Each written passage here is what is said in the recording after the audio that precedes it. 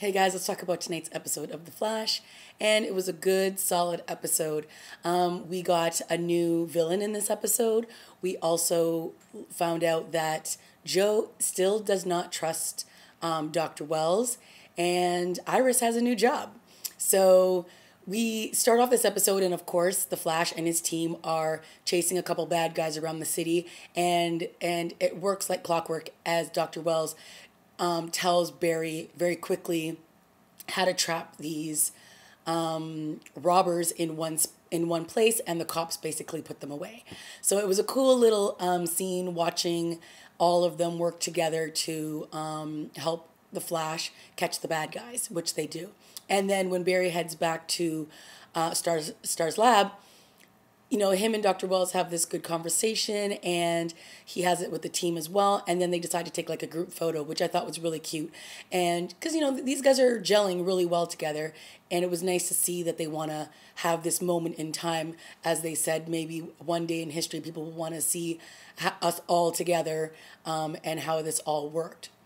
So we also find out right off the top of the episode that Iris gets a new job, and she's going to be working for the Central City magazine or newspaper.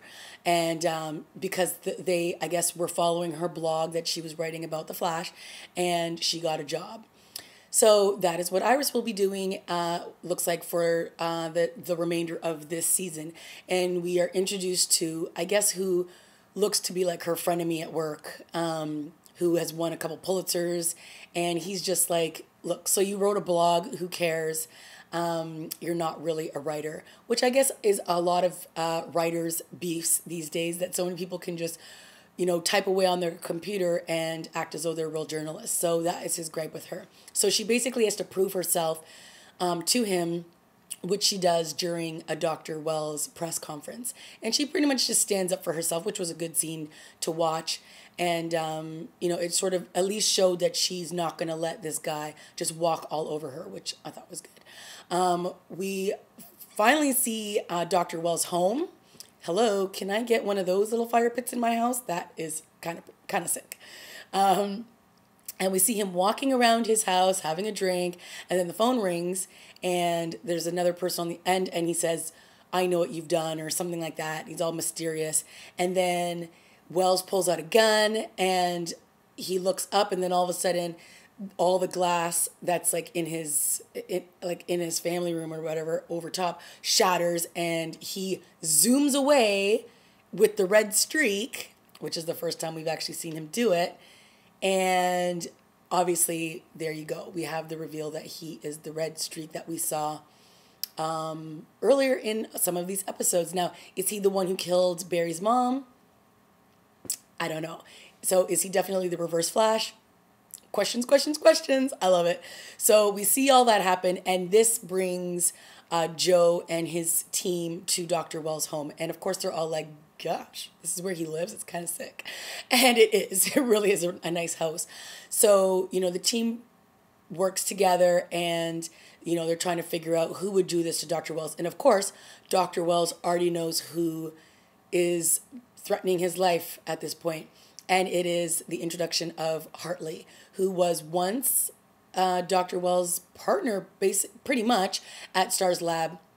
And he is the one who warned Dr. Wells that if they started the particle accelerator, something bad could happen. And Dr. Wells chose to ignore his warning, and he even had Hartley like taken out by security, and was told that if you breathe a word of this, and with these unclaimed, unfounded accusations, then I will destroy you, and you will never be a physicist to anybody except for like kids in junior college. So, of course, Hartley has now been plotting his revenge against Dr. Wells, because once the particle accelerator did exactly what was warned it could do, he's been planning his revenge. And so he's come back with a vengeance. And it's kind of good to see Dr. Wells squirming a bit, because he knows how smart Hartley is. And he even reveals that he knows his secret in front of all of the team. So the team is kind of like, what's going on?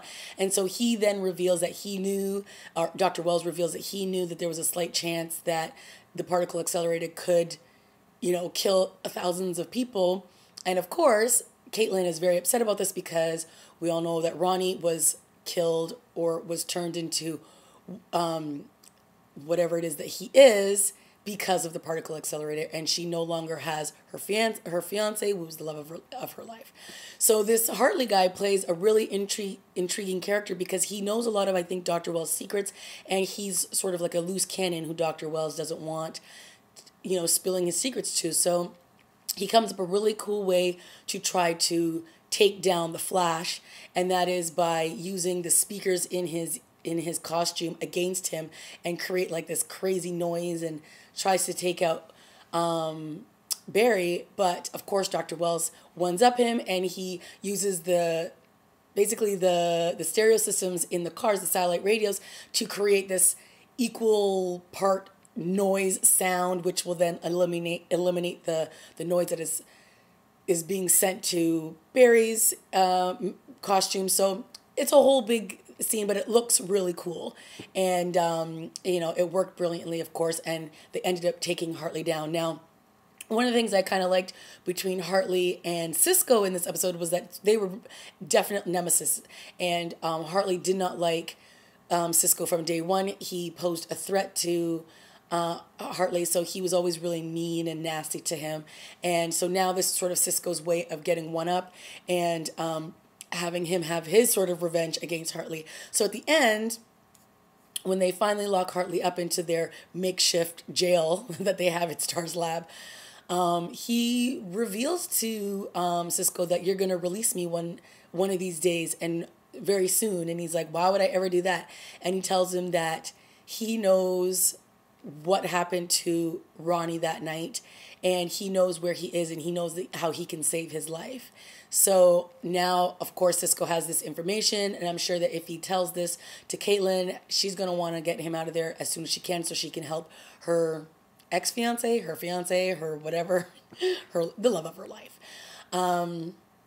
So yeah, that was, I liked Hartley because he was very, he wasn't like Snark from Last Week, where he, had all these one-liners and he was all, he wasn't very charismatic, but he was sort of like that nerdy guy who, you picked on at school, and then he becomes like this suave guy but knows how to really stick it to you. And he was just that smug all the way through this episode, and I really liked it because he was basically thrown aside, and he even warns Barry. He's like, he'll be your best friend until he's not, and then he'll try to destroy you like he did me, so watch your back. So Barry and Dr. Wells had a few heart-to-hearts in this episode, and of course Barry's back to drinking the Kool-Aid and has forgiven Dr. Wells for his lies, and I think he's just ultimately wants to believe that this man who he's looked up to his whole life, his hero,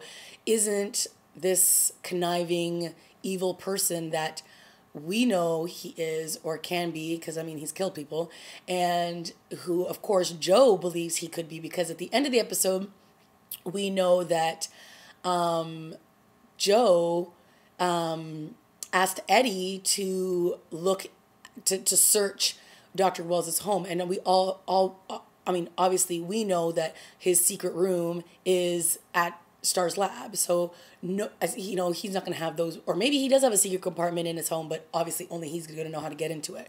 So he goes Eddie goes to Joe, and he reports to him, look, I couldn't find anything. Are you sure you want to continue investigating Dr. Wells? And he's like, 100%. So I like that, at least they're making Joe the smart detective that we're supposed to believe he is, right? And he's not backing down on his mistrust of Dr. Wells, which is a good thing. Of course, without fail, we had some great Barry and Joe scenes. Come on, these two could be in every scene in this show, and I wouldn't be bored, because they're just fun. They play off each other very well, and it's always fun to watch the two of them have their little moments. Like when Barry was showing him how to blow up how to let the glass explode, and they were laughing, and like just cute stuff, because he's like the nerdy nerd guy, and Joe is like the tough detective. And at the end of the episode, he says, it must have been really tough raising me, because you know, you couldn't help me with my homework. You had no idea what I was talking about half the time, but you hung in there anyway. And, you know, he's basically telling him, don't be jealous of Dr. Wells because they don't match and they don't stand up to who you were throughout, you know, my childhood and who I am now. So that was a really nice scene. And even even Joe was like, aw. And it was just really cute because these two are besties and I love it. So we had another scene, of course, with Iris and Barry.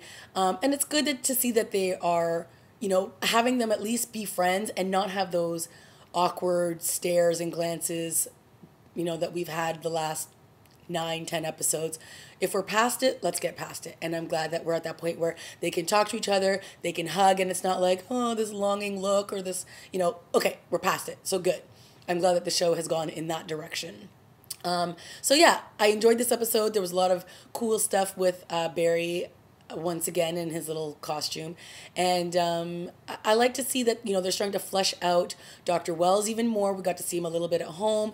Obviously, we know that there's still something up with him because at the end he puts on that fake, I don't know what it is, on his chest to help him.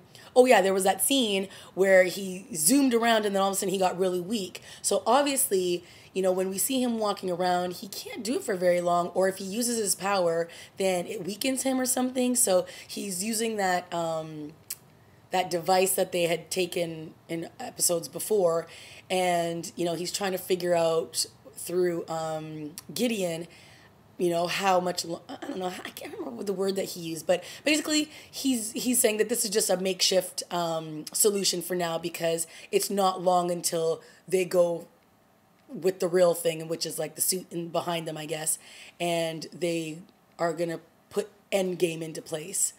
Whatever that is, I'm very intrigued. All right, guys, let me know what you thought of this week's episode. I enjoyed it, and I'm liking that we're getting some hints of new things to come. And, you know, the case of the week, Hartley sort of being another example of what the ramifications are of this particle accelerator and the failure of it. And, you know, then Dr. Wells even having to go and do a press conference admitting to all the people in Central City that he failed them by not listening to his colleague when their warning signs were there. So, you know, I'm glad that they're still dealing with the consequences of his actions. And Hartley is a big part of that. And we'll see what happens when Cisco or maybe Caitlin lets him out of the little prison there on Stars Island. All right, guys, that's it for me. I'll see you next week. Bye.